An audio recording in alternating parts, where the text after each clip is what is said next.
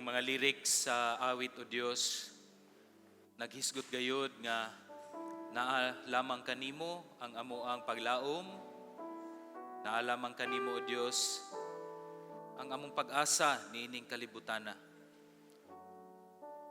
Luyo sa daghang mga pagsulay, mga kasakit sa kinabuhi, dili kami mawad-an Ginoo ug paglaom tungod kay ikaw man ang amoang Dios nga nahigugma gayud kanamo. Lord, niining tungura, naabot mi niining balay alampuanan karong kabuntagon. Uban siguro kanamo o Dios nagpasan o nagkalain-lain nga mga kabugaton sa kinabuhi. Wala ko kabalo niini Ginoo, pero ang matag usa nasayod gayud niini. Uban kanamo siguro o Dios nianhi karon tungod kay wala na pud mi laing padulngan.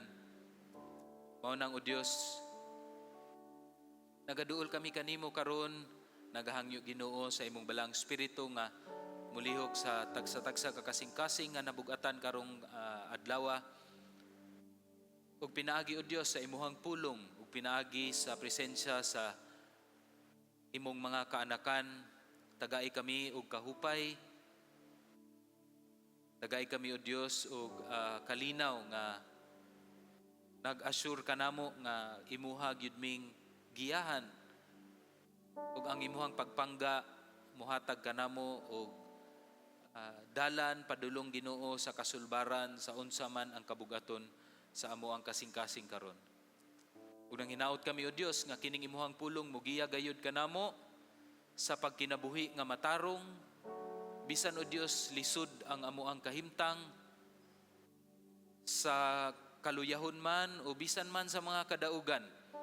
Kami o Dios mupadayon o kinabuhi nga isip imong mga anak nga dili kami magpasagad kun dili kanunay abtik among panguna-una o kasing-kasing.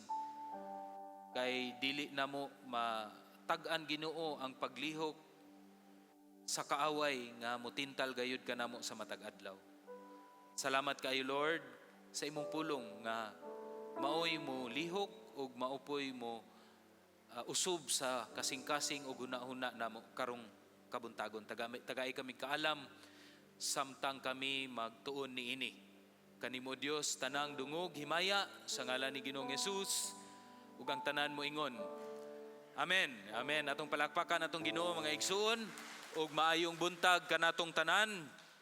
Nagpasalamat kita sa Ginoo nga karong kabuntagon makapadayon kita sa atoang tema kabahin sa paghisgot sa GCAF core values.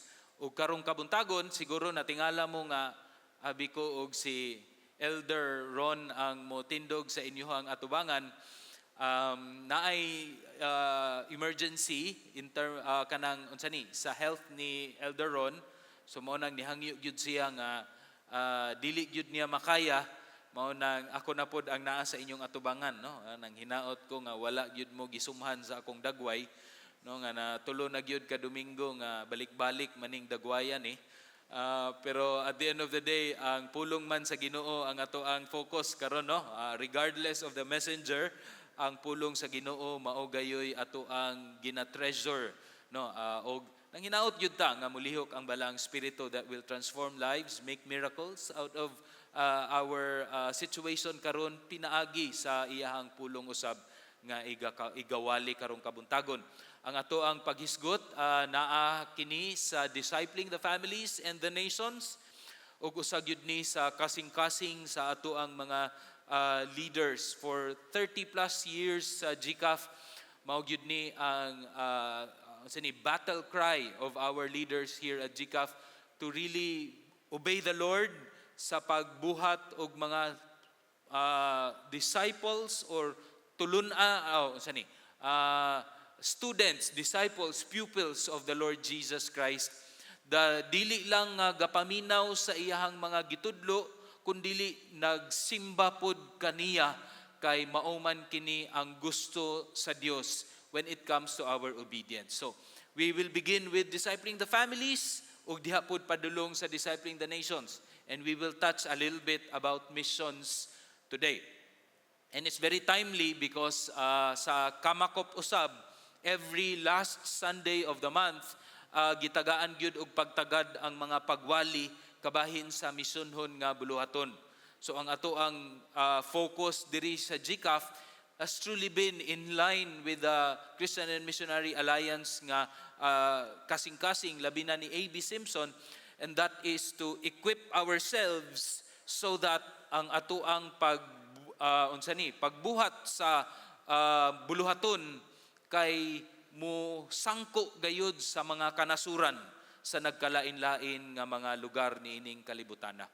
And mao kana ang ato ang pagahisgutan. And we will look at Acts, the book of Acts, chapter 1 and chapter 2. Kung naa ka mo'y Biblia, palihog ug abli niining mga parte sa Biblia, Acts chapter 1 and chapter 2, we will go through that area sa Bible, sa pulong sa Ginoo.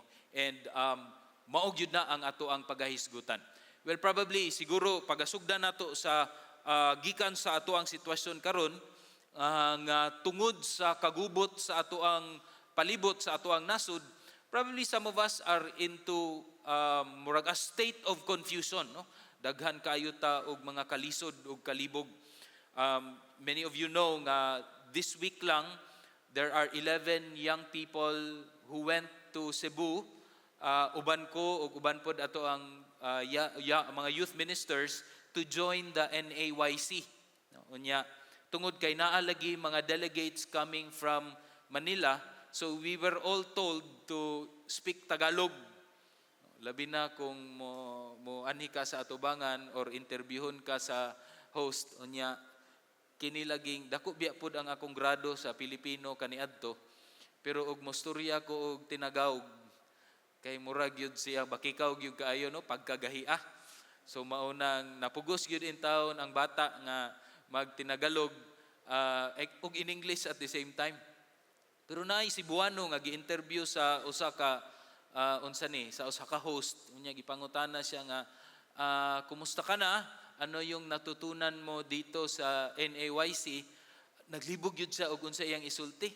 Siya nga, patawarin niyo po ako kasi nalilibog po ako kung ano ang sabihin ko. Ang mga Tagalog muraog naulaw sa iyang gisulti, no? Unya kami pod sa mga Bisaya naulaw pod mi kay murag lisod man ang pulungan, no, nga nalilibog. But this is just the state of probably every person in the Philippines right now.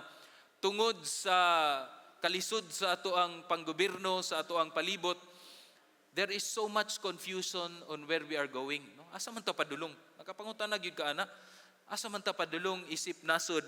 Asa ta padulong og unsa may disenyo gyud sa asa man ni Lord? And there are times we ask that question tungod kay ang ato amang negosyo is connected really with the government, with economy. Unya, unsaon na lang ang ato ang pagpanarbaho, Lord, unsaon na lang. And even with the young people there in Cebu, sa among pagtapok and we were discussing about modern technologies, usapod na kadako nga pangutana with the kanang outflow or with the growth of AI, kanang artificial intelligence, asa man padulong ang ato ang kaugmaon. Lisod kaayo analyson kung asa gyud padulong, basin og mapariho bata kaning atong mga salida, no, nga ang mga robot na og mga artificial intelligence na maoy mo dumala sa kalibutan. There is so much confusion going on. And how do we continue to be stable, no, kanang aduna kay stability sa imuhang pagkinabuhi isip Kristohanon karong panahona nga gidescribe ang ato ang kalibutan nga there is so much confusion that is going on. In the Bible, there is also an aspect sa kinabuhi sa mga disciples nga in parallel siya sa ato ang sitwasyon karon. Naapod sila'y confusion. Kita naatay pulong sa Ginoo nga naghatag nato og stability nga maog yun ni atong buhaton, maog yun ni ang atong identity, dinhi gyud ta mo barog. Pero pag mutan-aw ta sa atong palibot kay Lord, unsa man ni? Dili man magkasangko ang murag gisulti sa Biblia ug murag asa ta padulong. Mao nang gakinahanglan gyud ta kanunay og kaalam sa Ginoo. At the same time, there was a part sa kinabuhi sa mga disipulo nga kabalo sila kung unsay sugo sa Ginoo. Acts chapter 1 verse 7, niingon gyud si Ginoong Hesus nga maghulat kamo nga moabot ang balaang espiritu. Unya pag-abot sa balaang espiritu, mahimo kamong witnesses nga maoy mudala sa pulong sa Ginoo gikan sa Jerusalem, sa Judea, Samaria, hantod sa ends of the earth. They know the command. They have seen the Lord Jesus Christ. Nakita na nila, kabalo sila kung unsa ang command, pero niingon ang Ginoo nga hulatsa. Ay sa pagdali-dali, hulata ang balaang espiritu. Sa gisulti ni Ginoong Hesus sa Acts chapter 1 verse 7, kung kita siguro mubasa, ang focus nato kay katong word nga witnesses padulong sa ends of the earth. Mao na atong gipasalamatan. Pero I believe for the disciples during that time, kay ang ilahang nadunggan gyud is kanang pulong nga I will make you. Kay muhulat pa man sila. Dili man dayon nga mubuhat sila niini. Unya kalit lang misaka na, ni-ascend na si Ginoong Hesus dito sa taas, and then they were so confused nga matud pa sa book of Acts nga they were looking up to the skies. Unya hinahingang nga sila nga murag natanga ba? Because of confusion. And it took an angel na usa ka anghel nga naingon sa ila nga nganong gasige man mo og tindog unya gahangad diha kay ang kanang Ginoong Hesus nga misaka padulong sa langit, mubalik pud na siya nga sama sa pamaagi nga gikan sa langit munaog. So lakaw kamo, panglakaw kamo. So from that moment on up until Acts chapter 2, wala sila unsa may imong buhaton. Probably they have asked, when will the Holy Spirit come? Unsay timailhan nga moabot ang balaang espiritu? Unya unsay may imong buhaton? And I believe that's one of the most challenging things sa usa ka Kristohanon. Kana bitaw ingnon ka sa Ginoo nga hulatsa. No? Kanang the waiting game, as they would say. Siguro sa atong mga young people kanang mutana sila nga unsa magyoy kurso akong buhat ako ang kuhaon sa kolehiyo. That is a waiting game where you need to trust the Lord sa proseso nga dad-on kaniya sa unsa gyud nga kurso imong pilion. Sa kadtong mga nang-graduate na nangitag trabaho, and oftentimes they are applying from one job to another. Ang uban walay mudawat. Ang uban pod dungan-dungan ang magdawat. Lord, asa man gyud ani? And the Lord tells you to wait. Kita manggod mga tao kay impatient kaayo ta kanunay. Gusto kita nga naa dayon, labi na karon sa kalibutan nga very much instant ang gipangita sa mga tao. Couple of years ago kay ang mga example ni ana kay kanang instant coffee, mga instant nga mga noodles, karon bisan og information and questions that we have instant answers coming from AI. Samtang naminaw siguro kung nay mga batan-on diri, pwede gyud kaayo ninyo i-research dayon ang ako ang gisulti og tinuod bagyud ni ang gisulti ni Pastor J. You would go then to AI and ask whatever it is sa tibuok kalibutan, coming from whoever nga mga theologian or biblical scholars, it will come to you in a matter of seconds. But there are times when the Lord asks us to be patient, because that is one of the character ni God. He is patient. Mao po na gusto sa Ginoo that we become more like the Lord Jesus Christ. He is patient. Pero lisod gyud kaayo. No? Kanang ingnon ka sa Ginoo nga hulatsa. And then you have been praying. Unya ma-impatient ka usahay imong unhan ang Ginoo didto na noon nga makaingon ka may pagnihulat ko Lord. Palpak na noon. The waiting game. And this is what these people, mga disciples during this time, that the Lord is teaching them to wait.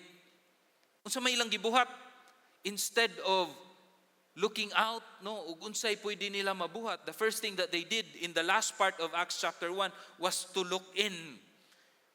Itanaw nila ang ilang kaugalingon. They looked at their lives, they looked at the people around them, and they realized nga, una, 12 man ka disipulo. Pero ang usa kay ning Judas man.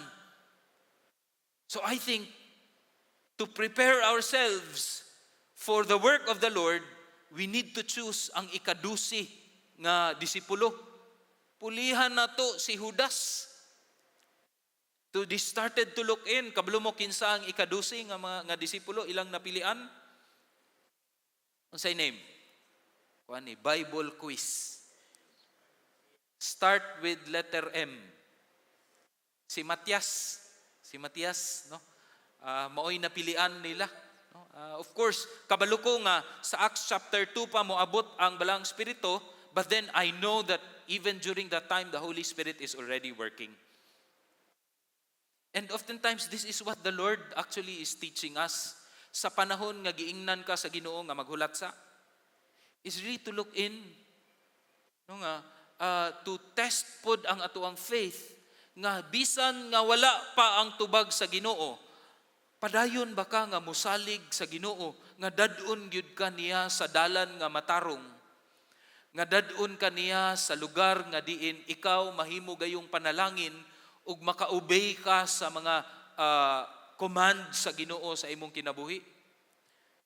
Because oftentimes, for some of us, no, mukalita, gusto gyud ko mo adto na lang mag-abroad. And then we work so hard para maka-abroad kay daghan og kwarta, daghan og opportunities abroad. Oftentimes we forget nga, unsa man gyud ay ang gusto ni Lord. Pag-abot na noon dito, nagkamuritsing ang kinabuhi because we did not wait for the right time ni Lord and we did not reflect on ourselves. So Acts chapter 1 tells us to look in. Na yung mga batanon karon nga kanang maybe you have been single for many years and you've been praying for somebody and tungod kay taas kay imong standard no nga dapat si Mr. Right, Miss Right, Miss Perfect, Mr. Perfect ang imuha gyud. Pero you have forgotten to look inside. Are you also the Miss Right or the Mr. Right for that somebody nga gusto sa Ginoo sa imong kinabuhi? Mauna siguro nga wala pa. Kay kinahanglan pa, gusto pa sa Ginoo nga lantawon nimo imong kaugalingon. Are you walking with the Lord as you are waiting for Him? Nagkinabuhi ba ka sa pagkamatarong? Nagsalig ba ka sa pulong sa Ginoo? Samtang naghulat ka nga, Lord, asa man gyud ko padulong? And this is what the disciples kanang gibuhat sa mga disciples during this time. To look in. They started to look up, pero ningon ang Ginoo nga, gihatag naman ako ang command. Ingon si Lord nga, yes, the Bible is already here for us. You read the Bible, then start to look in. We don't look out kung unsa may opportunity diha, Lord. Gusto ko kabuton ni nga trabaho or kini nga padulngan, Lord, sa among family. The Lord is calling us to also look in. Kumusta man ka? Isip amahan, isip inahan, kumusta man ka, isip bana, isip asawa, padayon pa ba ka, nagasalig sa pulong sa Ginoo, bisan daghan og mga kalisod og confusion that is going on, padayon bata nagsalig sa pulong sa Ginoo og naghulat. The disciples did that and it took them a couple of days and then Acts chapter 2 came. Matud pa sa pulong sa Ginoo. When the day of the Pentecost came, they were all together in one place. Naa sila sa usa ka lugar. Unya, suddenly, a sound like the blowing of a violent wind came from heaven and filled the whole house they were sitting. Ni abot lang kalit, ni uyog ang lugar, adunay kusog nga hangin, and matud pa, there is like a tongues of fire, no? Wala ni siya. So, the rest of this, verse 3 and 4, adunay tongues of fire that came, unya ni settle sa matag usa ka disipulo, and what unya adunay milagro nga nahitabo matag usa kanila, nagsulti og lain-lain nga mga lingwahe di aniadtong lugara. A very vivid, klaro kayo nga mga milagro nga nahitabo di adtong panahona ug nakita nila ang pagkunsad sa balaang espiritu. Matud pa sa mga scholars that this was the birth of the church during the day of Pentecost. Yes, kabalumantang nga naamang yun ang balaang Espiritu, pero this is the manifest presence of the Holy Spirit. Nag-inaugurate nga ang balaang Espiritu na karon naglihok sa matag usa ka believers in order to empower the believers to obey the Lord no matter unsa ang paagi. Whether it's miraculous nga pamaagi or sa pamaagi nga lahipod, because again, ang work sa balaang Espiritu makita nato karong taod-taod. It's very dynamic. It's very vast kung unsa ang pamaagi sa balaang Espiritu. Unya, dili nato ni madunggan o dili nato ni maobey kung wala taga paminaw kanunay sa Ginoo. Kay mura man siya og hangin. Unya, kung busy kaayo ta, kung unsay atong ginauna diri, miagi ang hangin sa balaang Espiritu, dili nato mamatikdan kung wala kita kanunay naka-connected sa balaang Espiritu pinaagi sa iyahang pulong. Now, when I look at the story of the Pentecost, it always brings me to the story of Babel sa Genesis 11. Because I see nga na ay parallel here going on in Genesis chapter 11 ug Acts chapter 1 and chapter 2, labi na sa story of Pentecost. Because when we look at the story of Pentecost, kay naay sa pagsugod pa lang, sila nagkahiusa. Naa sila sa usa ka lugar. They are all together in one place. Acts 2 chapter 1. Pariho pod sa Genesis chapter 11. Nagkahiusa pod sila. Naa sila sa usa ka lugar. Hiniusa ang ilang lingwahe. Apan didto sa Genesis chapter 11, ang mga katawhan nagsulti didto nga ato aning magbuhat kita og usa ka syudad nga tunga niini adunay taas nga tower. Ug unsay rason? To make a name for ourselves, una, ug ikaduha, para dili ta mga saag. So if you look at it, to make a name for ourselves, para sa ilang garbo, unya, ug di sila magsaag-saag, magkahiusa sila, they are powerful. So pride and power. Apan dinhi sa mga disciples, nagkahiusa sila, apan wala nila gipugos ang ilahang own agenda, ang ilahang own impatience with what the Lord is leading them to do. Apan naghulat sila sa Ginoo. So a parallel and a contrast at the same time. Garbo o power mo'y nagtukmod sa Babel to do this.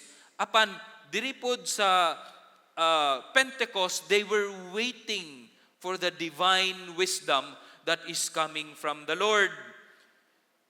Dito sa Babel, ang gibuhat sa Ginoo para undangon tong ilahang gibuhat nga sukwahi gayud sa plano sa Dios, gi-confuse sa Ginoo ang ilang mga lingwahe so that they all scattered para mapugos sila og obey sa Ginoo nga moadto sa lain-laing mga lugar ug maghimong lain-lain nga mga nasod to form nations, to form tribes, to form tongues. But dinhi sa Pentecost, naa ang tongues of fire that settled. Unya, ang mga disciples speak in tongues, knowing or symbolizing the different nations around them. In fact, naagyoy nangabot nga mga lain-lain nga mga katawhan. Sa Acts 2:5-6, there were staying in Jerusalem God-fearing Jews from every nation under heaven. Nakadungog, nakasabot. Mao na ang tongues dito sa Acts chapter 2. It's not gibberish. Real languages na sabtan sa mga nagkalain-lain nga mga God-fearing Jews around. And I would say that this is also a symbol, dili lang sa milagro sa Balaang Espiritu, but at the same time, the mission that the Spirit is giving to the disciples. To what? To go to the nations. To go to the nations. So nakita ninyo kung unsa ka-importante sa Ginoo ang paglantaw sa atuang kaugalingon in waiting for the Lord aron bansayon ta sa Ginoo nga iniggawas nato tungod pod sa paglihok sa Balaang Espiritu, we can go out and disciple the nations as well. I believe kining duha are always in balance when it comes to the life of the church. Nga dapat ang Balaang Espiritu maglihok kanato Bansayon nato ang usag-usa. Mahimutang panalangin sa usag-usa. Mag-provide ta sa panginahanglanon sa usag-usa, that we become a community of righteousness, a komunidad nga naghigugmaay sa usag-usa. Ug tungod ni ana, when we are looking in, when we are taking care of our spiritual lives and even our physical nga mga panginahanglanon sa church, and when we go out with the power of the Holy Spirit, aduna pud ang gahom nga diin mahimo kitang panalangin even to the nations.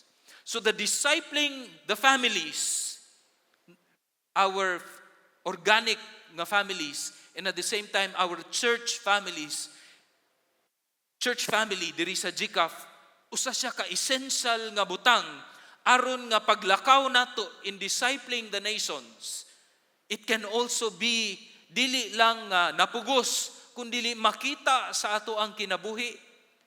Tungod kay eksperyensya man pud nato nga gidisipulo ta dinhi sa ato ang simbahan. So makita nato ang wisdom nga gihatag sa Ginoo sa atong mga leaders before here sa GCAF, nga to really emphasize sa wider groups, sa IDM, tungod kay mao man ni ang magbansay ug mag-ekwipo kanato nga inig mugawas ta magkinabuhi kita nga balaan ug makaistorya pug kita nga equip to share the gospel, to make disciples out of people didto man sa ato ang businesses, didto man sa ato ang trabahoan, sa atong eskwelahan, because we have experienced it firsthand dinhi sa simbahan. You know, we made a census diri sa simbahan early this year, ug nakita nato nga because pod sa changing lahi pod nga demographic diri sa GCAF, unya sa daghan pod nga gipandugang nga mga tawo sa Ginoo, 50% lang sa mga tawo diri sa GCAF maoy na-appeal sa usa ka IDM or discipleship group. That's why sa Christian Family Ministry, usa ra gyud ang ato ang goal for this year. Nga kanang 50% mosaka siya at least 75%.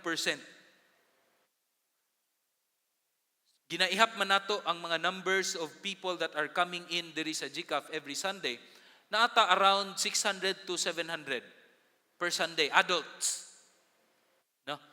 That includes teen, colleges, and college students, connect, o kita nga mga hamtong.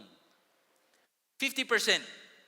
So, our goal for this year is maybe around 500, no? Ana diha, 75% ang mahimong part sa wide group. So, makita ninyo nga we are really kanang asking everybody kung wala pa kay wider group, no, isulti sa integration team, because that is one of our core values sa GCAF, nga gusto nato nga mutan-aw kita sa sulod, sama nga ang mga disipulo before they look out para to do the discipling the nations, they looked in. Nakita nila nga unsa may ato ang panginahanglanon aron mahimo gyud nato nga maobey ang balang espiritu. So they chose one disciple out of 11 na lang, nahimong igdusi balik pinaagi kay Matias. We are to look inside also sa church. We look inside on our personal lives. Lord, unsa pa man ang imong gusto sa akong kinabuhi? Lord, basin diri nga aspeto sa akong kinabuhi, nagkinahanglan ko sa imong wisdom, nagkinahanglan ko sa imong pagtabang. Equip me, Lord.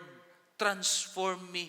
And our wider groups, kay usana ka mga avenue where the Lord can transform our lives and equip us for ministry. Ikinahanglan nato ni mga kaigsuunan, because mao man ni ang gipasa usab sa ato ang mga leaders kanato. And I love it that sa ato ang culture dinhi sa GCAF, we are often talking about wider groups. Dili ni nimo madunggan sa lain nga mga kamakop churches. We praise and thank the Lord for that. But even bisan sa ana nga drive, naagyapon ta sa punto nga around 50% ang atong mga katawhan that are joining discipleship groups or wider groups. We pray nga pinaagi sa balang espiritu makabuot nato ang ato ang gidahom karong tuiga. 75% kaya ba na nato? Muraman og kaya ba nato mga igsoon? Ingna imong abay kung wala pay wider group, join a wider group. Lingi dayon. Ang integration team, no, sayti na daan kinsa maning murag wala pay wider group, no, palihog og kuhaan na dayon ang ilang pangalan aron ihatag nato sa Christian Family Ministry, and we will be able to equip ourselves by the power of the Holy Spirit, and we will go out also to make disciples to the nations. Ang nakatsada dinhi sa Mindanao, dili lang usa ka nation ang naa, dili lang Bisaya naa. Naapod tay mga Ilonggo, naapod tay mga Ilocano, and samot na ang atoang mga Muslim nga mga kababayan. Diha lang sa Kugon pagkadaghana diha mga Maranao ug uban pa. Muli mi didto sa Zamboanga area naa ang mga tausog. Unya unsaon man nato na pag-reach out sa ilaha kung kita mismo wala ta na bansay dinhi sa simbahan, wala ta naka-eksperyensya nga naapoy usa ka tawo nagmaymay nahigugma kanato who sacrificially unconditionally loved us towards maturity and towards growth. Kabalo mo og unsay resulta ani when the Holy Spirit came, na ay mga tawo sa palibot nakadungog kang sa mga disipulo nga unsa man ni sila, ang uban nahinganga milagro, nakasturya sila sa amuang mga pinulungan, apan ang uban pud ningon hubog-hubog na sila brad, pataka lang og istorya. But throughout this, when we go forward to Acts chapter 2, si Pedro ning tindog. Unya, with the 11, na ang 11 ka disipulo, unya, raised his voice and addressed the crowd. Ang mga katawhan na didto, sugod siya og istorya. Og didto, ang gahom sa balang espiritu kaniya naa. Nagsugot siya og hisgot sa good news of the Lord Jesus Christ. Kung unsa ka maayo ang Ginoo, kung unsa ka mahigugmaon ang Ginoo, nga iyang gipadala iyang bugtong anak nga si Ginoong Hesus. Unya pinaagi kang Ginoong Hesus sa iyang sakripisyo, sa iyang pag-antos dito sa cross, hantod siya namatay. Dito nag-offer ang Ginoo og kapasayloan sa ilahang mga sala. The wonderful news of the gospel. And what's great about all of this, matud pa ni Pedro, kay wala man pud nagpabilin sa patay ang atuang manluluwas. Nabanhaw siya sa ikatulong nga adlaw, og at the end of this, nag-challenge si Peter, og niingon si Peter, with many other words, he warned them, and he pleaded with them, na ay pagtudlo og warning unya og naapoy paghangyo. Save yourselves from this corrupt generation. In other words, niingon siya nga pag-repent kamo tungod kay nagkagrabi ang corruption that is going on sa una pa biya ni. And this is the same message now. Save yourselves from this corrupt generation. And in verse 41, those who accepted his message, they were baptized. During that time, there were 3,000 that were added to their number that day. Ug mao kini ang inauguration sa balang espiritu, nga kung ang balang espiritu maoy mulihok, daghang mga kinabuhi nga makakaplag og kausaban, daghang kinabuhi nga makakaplag og pagbansay nga mahimo na kini silang panalangin o galamiton usab sa Dios para sa pagdisipulo sa mga kanasuran. You could be a blessing. Dili man siguro 3,000, but ang imuhang kinabuhi karon can be a blessing bisan sa usa lang ka tawo. Kabalo ta nga si Ginoong Hesus, matud pa, pwede niya biyaan ang 99 para lang sa usa ka kalag. So regardless if it's 3,000 or even one person, magsadya ang langit. Kung naay usa ka kalag nga makakaplag sa kaluwasan ni Ginoong Hesus. No, some of us here kay naay mga fears, no, kadlok ba? Dili man ko kabalo mo istorya, pastor. Maulaw man ko. Dili ko kabalo mo share. Di ko kabalo mag-lead og wider group. Mao nang diri na lang sa siguro ko. Maulaw ko. And one of the things that I always challenge, especially sa katong pareho pod nako nga maulawon, usa lang.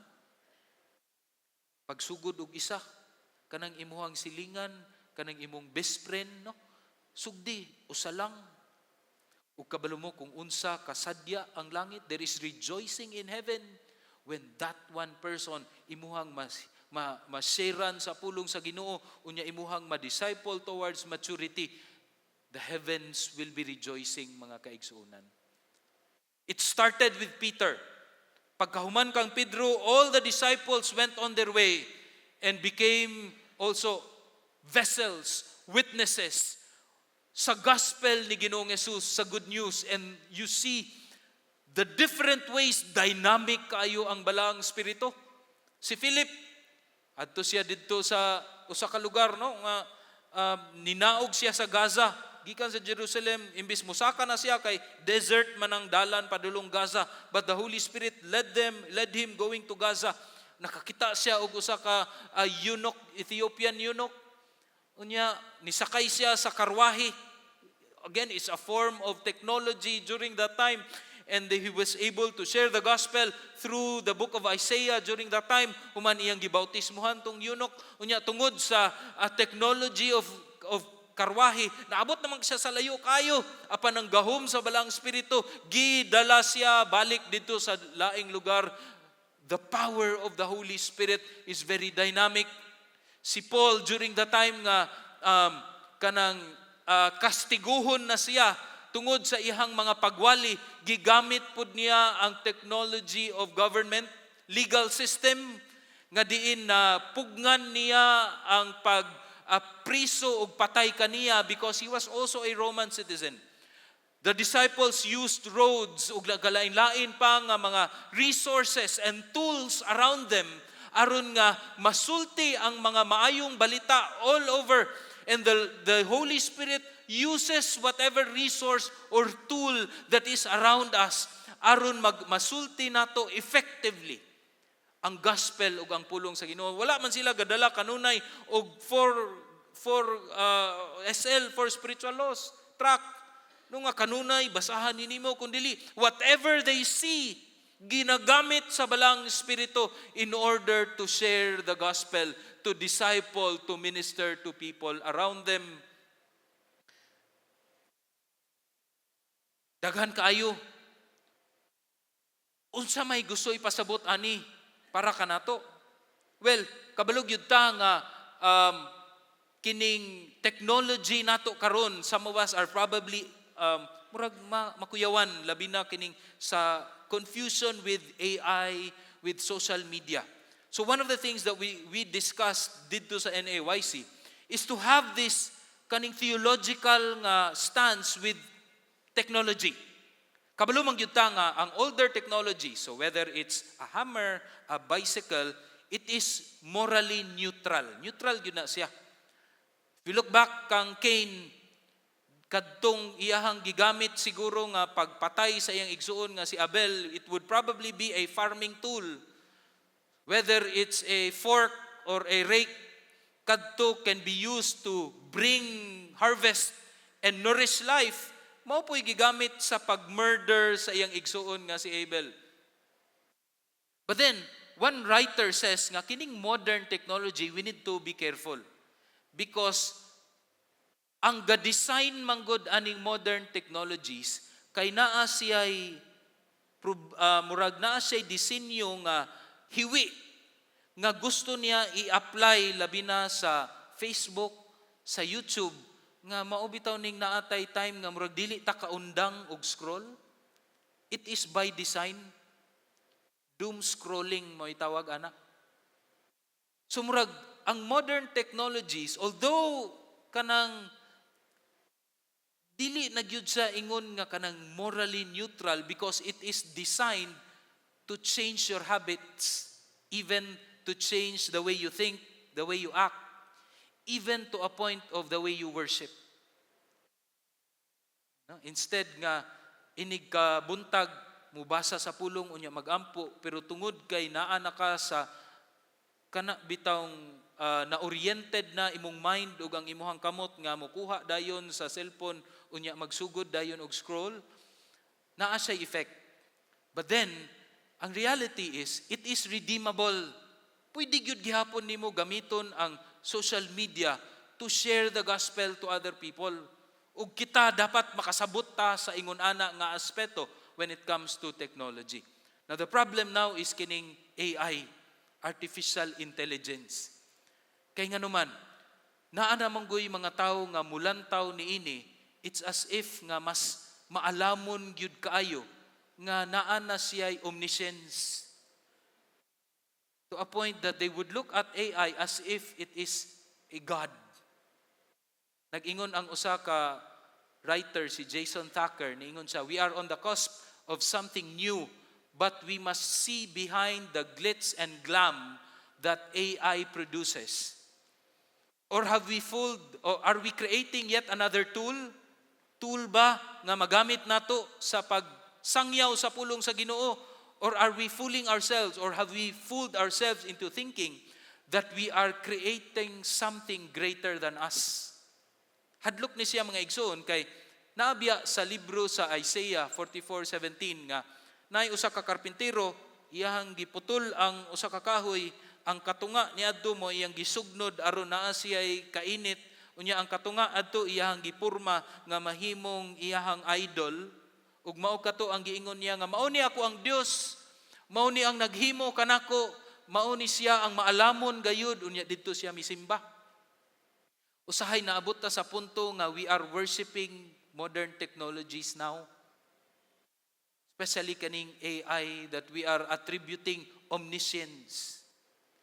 Unsa man diay ang sakto nga panghuna-una, we think of modern technologies as a tool nga pwede gyud nato gamiton para sa himaya sa Ginoo, sa pagsulti sa gospel, sa paghisgot kabahin sa ubang mga tao kung unsa ka maayo ang Ginoo. Because that has been the work of the Holy Spirit ever since. To use resources around them sa mga disipulo na sila'y makita nga ingon ani ilahang gamiton didto sa mga balay nga diin engineering, gigamit nila as places where they come to worship. Ang balaang spiritu is dynamic, but we need to listen to the Holy Spirit aron mahimo kitang panalangin sa uban. Kanang imuhang cellphone gamita na para sa pagsimba sa Ginoo, gamita na para sa pagsangyaw sa ubang mga tao, di ba? Imuha man ang gipangayo, Lord, imuha nagyong gitubag ang ako ang pangayo nga na ako'y cellphone. Pero maura po'y imong gigamit sa pagpangaway og laing tawo. Maura po'y imong gigamit sa paglantaw og mga laway nga mga picture, mga laway nga mga salida. In this world today, kinahanglan ta sa paglamdag sa balaang spirito. Kay kung dili madalag yun ta sa kalisod, sa kalibog, confusion, gikan sa atong panggobyerno hantod sa mga technology. Ato ang mga kaigsuunan diri nga puti-puti na og buhok. Ingon gyud nga kanang mga technology. Lisod na gyud kaayo sabton. Galibog pa mangganing mga batan-on unsa nakang mga hamtong. But at the end of the day, ang kaalam naa sa balaang spirito. Ang paggamit or ang paglihok kanato aron magamit nato ning tanan naa sa balaang spirito. In other words, in this world today nga very connected sa kalibutan or sa technology, the only connection that you and I need should desire, atong ginadesire gyud is ang connection with the Holy Spirit. Because if we are connected with the Holy Spirit, bisag unsay magkahitabo sa ato ang panggobyerno, bisag unsay mahitabo sa technology, bisag unsay mahitabo sa ato ang palibot, we are connected with the Holy Spirit. Ang balang spirito mo'y mugiya kanato kung unsaon pag kinabuhi nga matarong, pag unsaon ang kinabuhi nga malipayon luyo sa kalisod, unsa ang kinabuhi nga mahimong panalangin sa ubang mga tao. He is the only connection that we need karong mga panahon na. Kaya again, atong hinumduman nga ang trabaho sa Balaang Espiritu is dynamic. Grabe, usay din na ito masabtan. No? Kana, dynamic bitaw nga, the Holy Spirit can use whatever it is diha sa atong palibot para mahimo kang effective when it comes to ministering to others.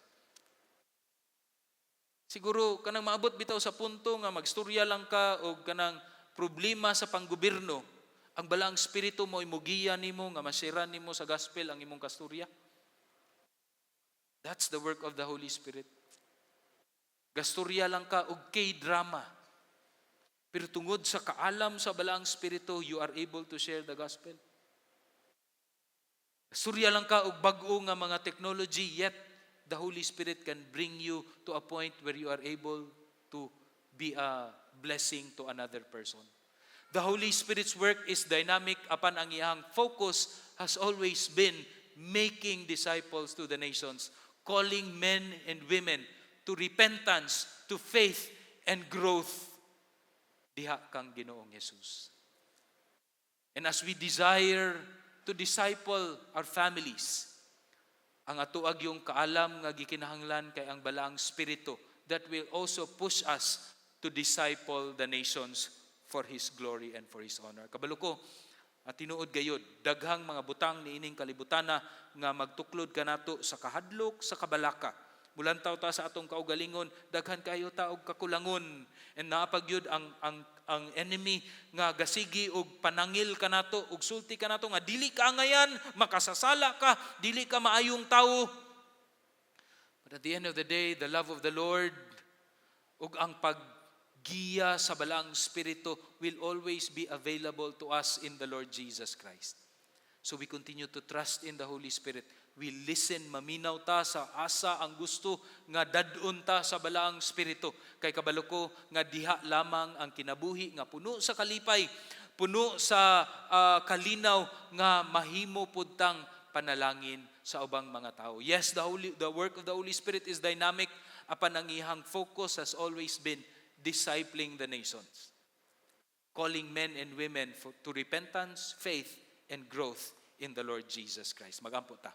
Salamat Ginoo sa imong pagtudlo kanamo karong kabuntagon.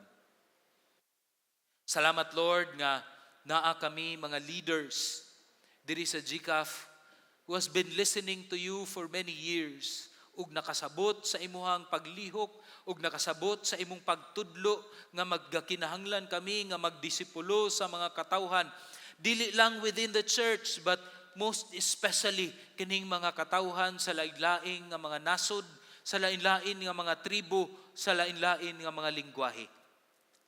Lord, bansaya kami kay kabalumi, wala gyud mi gahom og dili kami kabalo niini o Dios.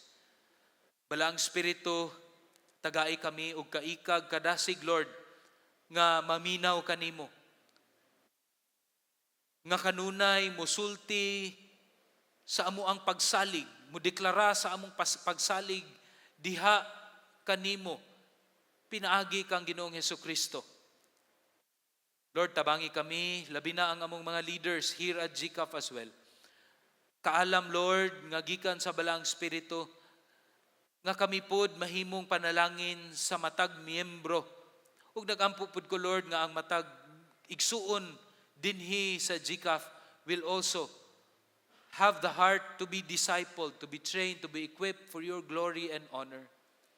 Lord, bisan sa kalisod sa amoang kalibutan karon, tabangi kami nga dili mabalaka o mahadlok niini, kundili mas mulawom pagyud hinuon amo ang paglaom o pagsalig kanimo. Kay asa man pud mi padulong, Lord. Wala man milain padulngan. Kung muadto kami sa among panggobyerno, wala man pud mi maasahan gikan kanila. Ang amo ang pagsalig na alamang gayud diha kang Ginoong Hesus. We have nowhere else to go but on you, the Lord Jesus Christ, for you have the words of life. Tabangi mi Ginoo, giyahi kami. Mahimaya ka sa among tagsa-tagsa ka kinabuhi. Amo kining gidala diha sa imong tiilan, kay ikaw ang amuang Dios nga puno sa grasya ug puno og kaluoy sa ngalan ni Ginoong Hesus. Amen. Og amen. Maayong buntag kanatong tanan.